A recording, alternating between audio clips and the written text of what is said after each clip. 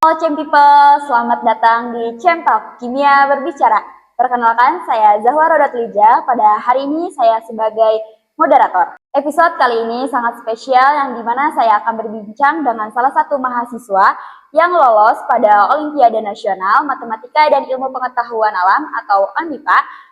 Kita akan mendengar bagaimana perjalanan dan cerita pengalaman yang sangat berharga pada proses tersebut. Halo Kak, apa kabar? Alhamdulillah, baik. Sebelum kita ngobrol lebih jauh, alangkah baiknya kita perkenalkan terlebih dahulu. Halo semuanya, nama gue Raffi dari Kimia 24, kelasnya kelas non reguler. Kebetulan kemarin waktu bulan Juni gue lolos ke Surabaya untuk ONMIPA tingkat nasional. Selamat ya Kak atas Terima pencapaiannya. kasih ya. Boleh aja kita langsung aja ya Kak. Boleh, silakan. Sebenarnya apa sih yang membuat Kakak untuk mengikuti ONMIPA ini? Kalau mengikuti ONMIPA, awalnya lebih ke arah dukungan atau dorongan dari dosen ya. Yang tahun kemarin didorong oleh Bu Siti dan tahun ini itu didorong oleh Pak Fatur dan Bu Uswa untuk coba ikut lagi aja. Untuk hasilnya gimana nanti aja. Wallahu alam kayak gitu. Berarti dorongan dari dosen juga ya Kak? Dorongan dari dosen. Kalau nggak ada itu ya udah nggak usah ikut ya. Apa sih yang membuat Kakak tertarik gitu? Tertarik, pengen apa ya? Coba kegiatan aja selain kan kalau gue kampus kan kalau kalian ada himpunan-himpunan kayak gitu kan. Kalau gue ya kampus kerjain tugas atau nongkrong di luar balik kayak gitu kegiatan-kegiatan kampus gue. Nah kalau gue ikutan ONMIPA palingan ada satu atau dua kegiatan tambahan lain kan. Seenggaknya waktu masa-masa gue kuliah gue nggak cuma kuliah nongkrong atau balik aja gitu. Makanya gue coba ikutan. Selain dari dorongan dosen ya itu juga alasan sampingnya ya. Kira-kira dari seluruh proses seleksi ini, momen apa sih Kak yang paling berkesan gitu? Yang paling berkesan pastinya jalan-jalan di Surabaya Iya itu sih, ya. pasti. Jelas kan? Main ke Surabaya ini buat yang tingkat nasional. Tapi selain itu kan ada proses-proses lain. Kayak waktu itu belajar juga, belajar bukan di sini sih, belajarnya online. Oleh Pak Fatur, Bu Yulian, Bu Sandra, sama Kak Ganjar, kita belajar 4 subjek itu. Tetap belajar walaupun nggak ngerti secara online kan soalnya. Waktu belajar offline tahun kemarin sih lebih enak. Karena offline waktu tahun ini, karena waktunya juga mepet, hanya 1 bulan untuk belajarnya. Jadinya pace-nya cukup cepat, dan online, masalahnya online itu ya tuh. Terus waktu ngerjainnya, enak aja sih di laptopnya sana. Ini tentu ada proses yang panjang ya Kak yang tadi hadapinya. Kira-kira bagaimana sih Kak proses persiapan Kakak untuk mengikuti hingga akhirnya lolos ke ONMIPA ini? Kalau persiapan awal yang dari kan ada tiga tahap kan. Kalau seleksi dari internal kampus, jujur itu persiapannya ya karena itu mendadak banget ya di chat H-1 atau H-2 ya udah gue ngerjain setahunya gue dan sebisanya gue waktu yang seleksi internal kampus. Kalau seleksi yang daerah yang ada di tim 4 itu berdasarkan apa yang gue tahu juga dan apa yang udah dipelajari di pelatihan-pelatihan yang udah gue dapetin dan di materi-materi kampus. Soalnya kan alhamdulillahnya karena udah semester 4 juga, materi yang gue terima lebih banyak dibanding waktu tahun kemarin. Tahun kemarin gue masih semester 2, coba ikutan, jadi materinya cuma dikit, sekarang lebih banyak lagi materinya. Nah, untuk waktu yang tahap nasional, persiapannya tuh lebih ke arah nyari soal-soal tahun lalu, tahun-tahun sebelumnya. Gue nyari dari teman-teman gue, ada yang 2014, 17, 18, terus minta ke Bu Uswa juga, dapat file 24 sama 23. Dari soal-soal itu gue gabungin, terus gue gue minta AI buat ngasih tahu itu materinya apa aja, baru gue pelajarin dari situ. Adapun kegiatan-kegiatan yang agak gue singkirin ya, karena gue sambil kerja, yang kerja itu nggak mungkin gue singkirin, karena itu prioritas utama. Kegiatan lainnya paling kayak olahraga sama berenang. Nah itu tuh gue tunda dulu selama 2 minggu lah, buat sebelum datang ke Surabaya buat belajar dulu habis kerja. Lumayan banyak banget ya kegiatannya. Kira-kira metode belajar atau kebiasaan apa yang paling membantu selama persiapan gitu Pak? Nyicil. Kalau gue kan tipe yang SKS ya.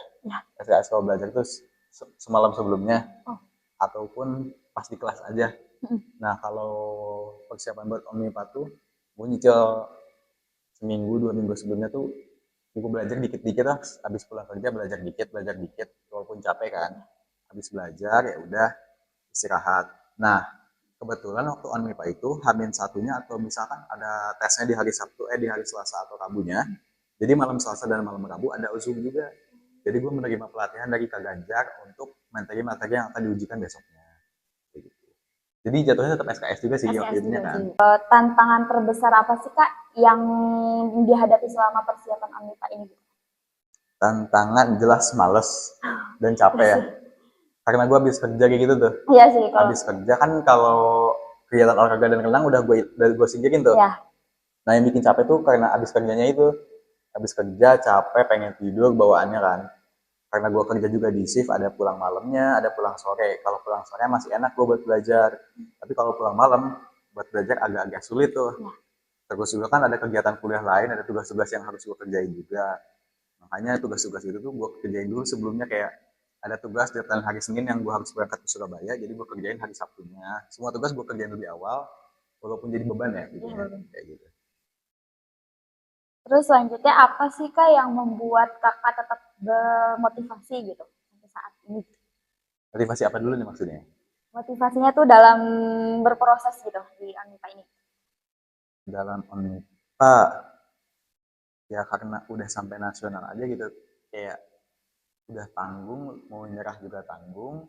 Kalau udah sampai tahap nasional ngeliat perjuangan-perjuangan dari perjuangan saya ini gue gimana, terus dari pihak prodi atau kampus tuh nge-provide-nya bagaimana kan.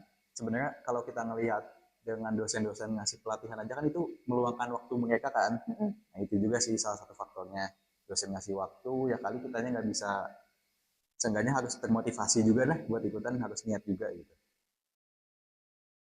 Untuk selanjutnya, bagaimana cara Kakak untuk membagi waktu antara perkuliahan dan Unmipa ini? Antara kuliah dan Unmipa. Kalau kuliah kan gue kuliah cuma Sabtu Minggu ya. Jumat Sabtu Minggu lah anggapannya. Jadi buat kuliah gue usahain soal kerja apa ya, tugas-tugas kuliah gue kerjain di 3 hari itu. Misalkan tugas Jumat tuh maksimal Minggu udah beres. Nah jadinya gue bisa nyicil Unmipa di Senin sampai Jumatnya. Kalau Jumat Sabtu Minggunya gue masukin lagi kegiatan Unmipa di situ, kayaknya agak berat sih itu. Makanya gue masukin di weekday-nya, sedangkan kuliahnya tetap gue kerjain di Jumat sampai Minggu. Lumayan banyak juga sih sebenarnya. Iya, tugasnya kan banyak kan ya. Iya. Semester 4. Kira-kira ada satu tips gak yang paling penting untuk menjaga keseimbangan antara akademik dan non-akademik? Non-akademiknya, Unmipa tuh akademik juga apa enggak nih? Antara akademik sama kompetisi. Atau akademik dan kompetisi, keseimbangan ya. Yang pasti harus jaga istirahat itu tuh. Ya. Terus kan waktunya tuh benar-benar harus ngurangin gadget aja. Itu salah satu tantangan buat gue juga tuh. Gue suka main HP, suka scrolling. Walaupun ya gue belajar juga kan karena lewat laptop kan. Jadinya gue coba lewat print out jadi fisik tuh. Sebenarnya belajar lewat laptop digital juga bisa, tapi tantangannya lebih besar kan. Iya. Jadi kadang-kadang gue pindah step, pindah aplikasi, makanya gue print out di kertas. Habis itu tuh bisa bisa nge-handle diri. Udah scrolling 15 menit, ya udah sesuai perjanjian. Misalkan gue habis belajar 15 menit, habis belajar 30 menit, gue boleh scrolling 5 menit atau rebahan sekian menit. Baru gue cobain kayak gitu.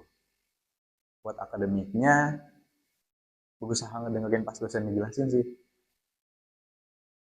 Jadinya yang pasti kita di kelas, pas kita nerima pelajaran kita paham, yang pas kita mau belajar buat kompetisi juga bisa. Ya.